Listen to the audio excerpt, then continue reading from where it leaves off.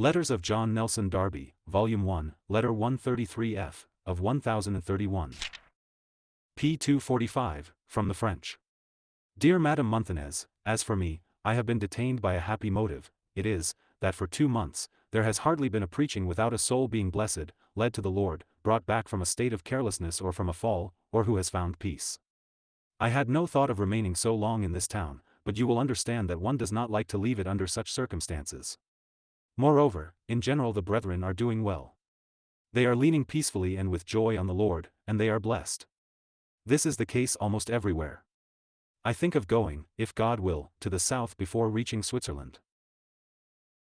Do you know I am not so young as I was 20 years ago, and though I work almost as in the past, the spring of life does not play so well, it has lost ever so little of its elasticity. It is no sorrow to me to think that I am nearing the end, very far from it. The long journeys are not so pleasant to me. Besides, England demands a little more of my time, for doors are open in many parts. However, I hope to see you once more, if God will, if he takes us to himself, that will be indeed much better. I have much enjoyed the word all this time, while meditating on it in public and in my closet. What riches it contains! All the fullness of the grace of God is unfolded there, so that we may know him in the whole extent of his being, and all the better that, at the same time, it is in such a way as to adapt him to us. The mutual connection of all these minute parts shews that it depends on a living God, who reveals to us these things, like a tree in which the branches are not seen growing detached in the ground, but an assemblage of branches, so that we cannot see the smallest twig that is not connected with the trunk, and united to all the others as parts of a whole. I have been much struck by the reciprocity of interest about us between the Father and the Son in John 17. They are not separated from each other in their love for us, we are the common object of it. The Father has given us to the Son has saved us in order to present us to the Father.